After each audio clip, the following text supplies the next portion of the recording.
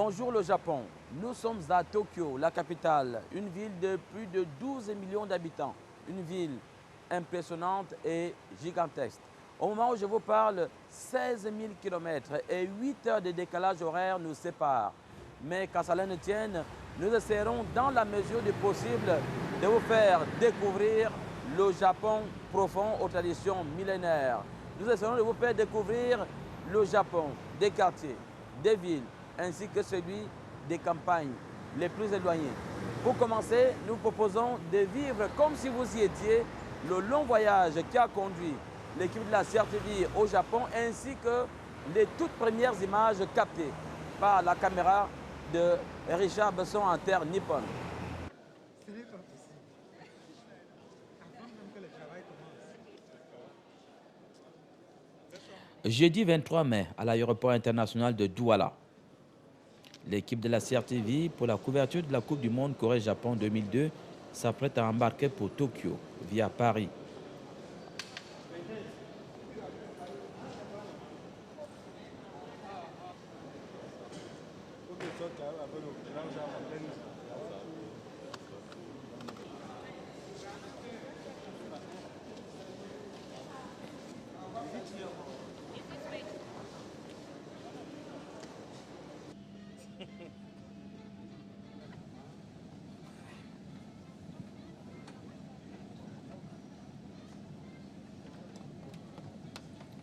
Les réglages techniques de l'appareil et les formalités de police terminées, c'est le décollage.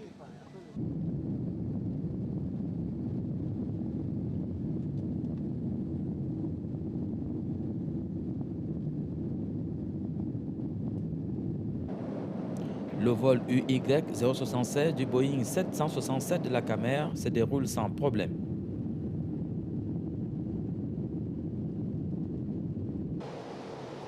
Les passagers sont aux petits soins. Le commandant Barla et son équipage donnent régulièrement des informations sur le déroulement du vol.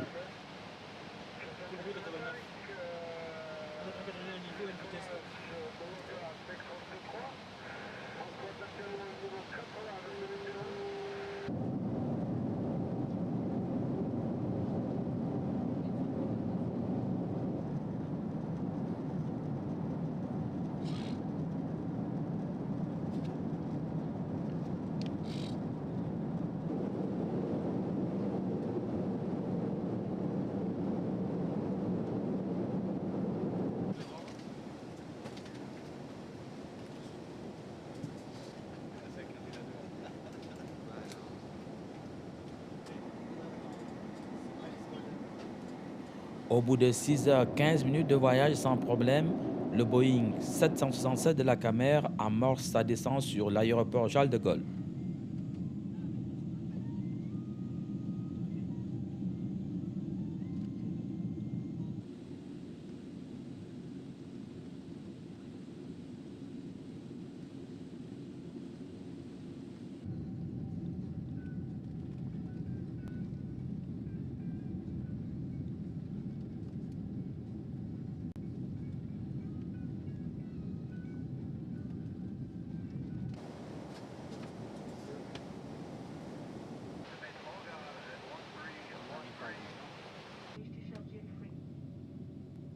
Be reminded that only one hand luggage is allowed in the cabin.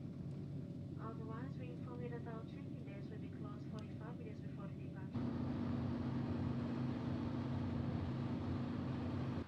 Après une escale salutaire à Paris, nous entamons la dernière étape de notre voyage vers le Japon.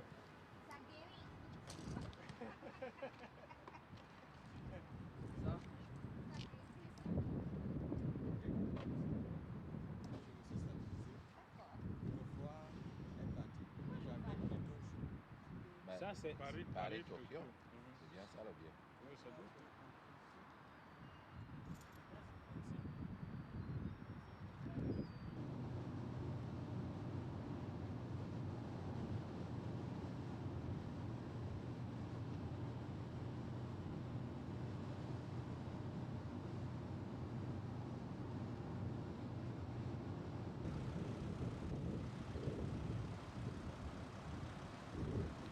Nous voici une fois de plus à l'aéroport Charles de Gaulle.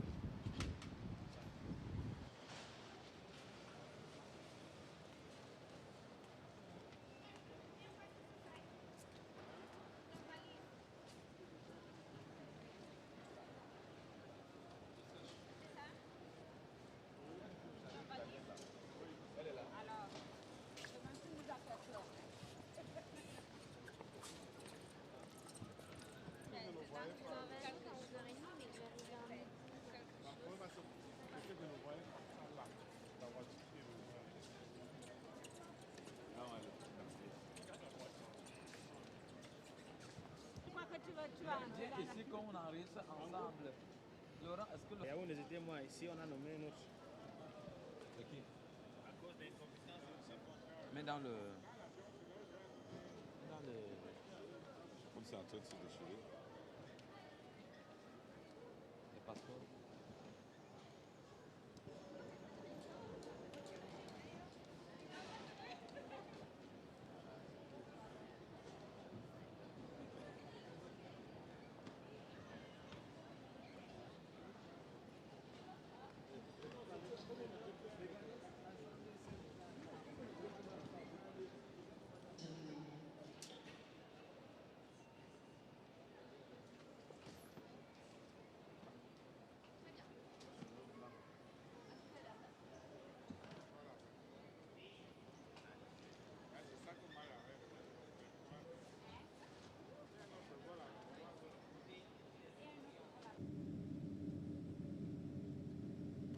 Les formalités d'enregistrement terminées et le paiement des excédents de bagages effectués, nous prenons place à bord du Boeing 747-400 de Air France à destination de Tokyo.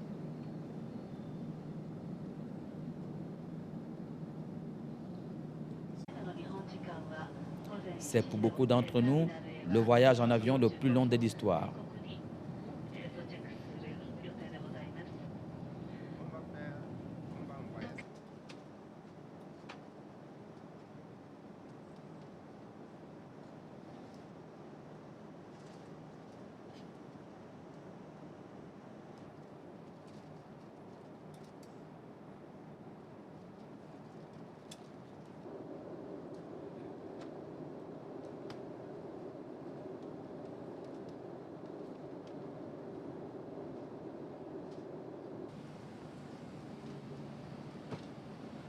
C'est le saut vers l'inconnu. Nous sommes pratiquement les seuls non-japonais du vol.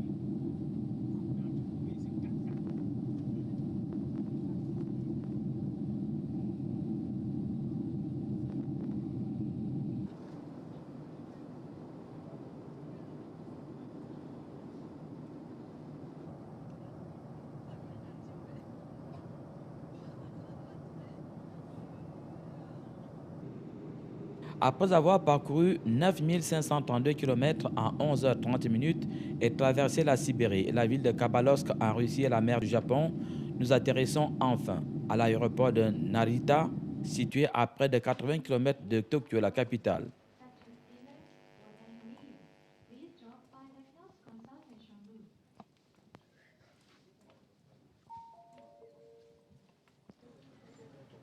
Malheureusement, personne ne nous attend.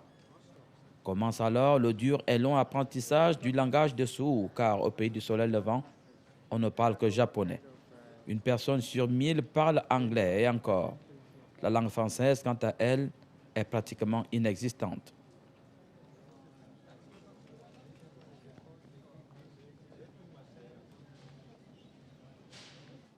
Le yen, la monnaie du pays, constitue également une barrière pour nous. Mais au fil des minutes, on finit par comprendre que 100 yens, par exemple, valent 600 francs CFA. Après la longue attente de l'aéroport à la recherche d'un hôtel pas très cher, c'est finalement le personnel de l'hôtel Sony de Nippori, un quartier de Tokyo, qui nous accueille avec beaucoup de gentillesse et de respect. Nous comprenons alors que la popularité des Lions Indomptables a atteint tous les continents. Lundi 27 mai, nous traversons en métro une partie seulement de la ville de Tokyo, à destination de Yokohama, au Centre international des médias pour nos accréditations.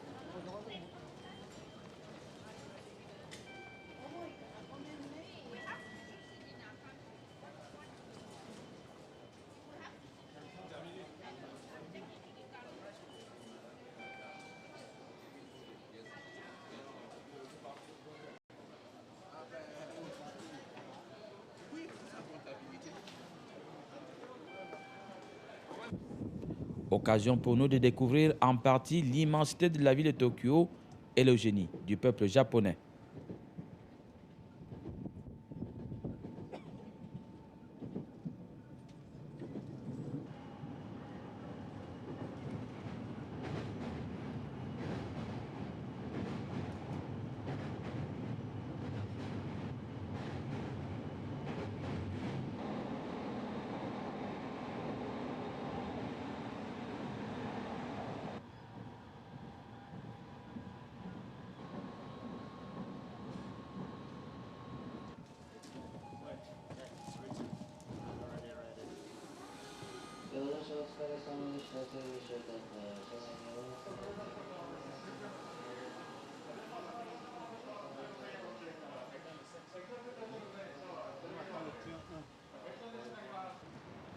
Voici quelques images de la ville de Yokohama, située à une vingtaine de kilomètres de Tokyo, la capitale.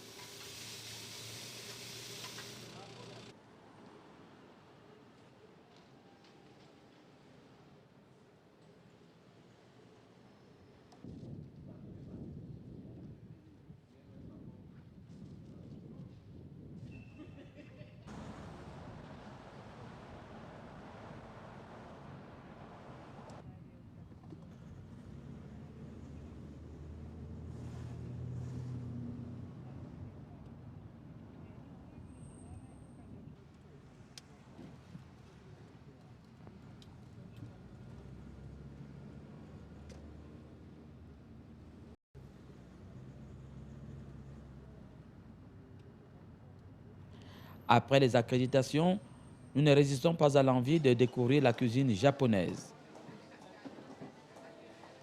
Premier constat, le riz constitue l'aliment de base des Japonais ainsi que différents types de nouilles. Alors, en seul mot, Itadama Kimasu, ce qui signifie bon appétit.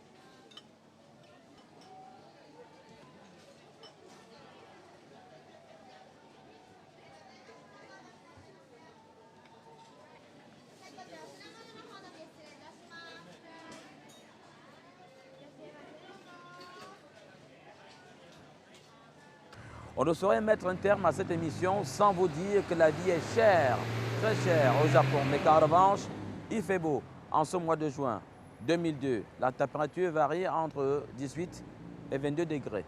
Bonsoir.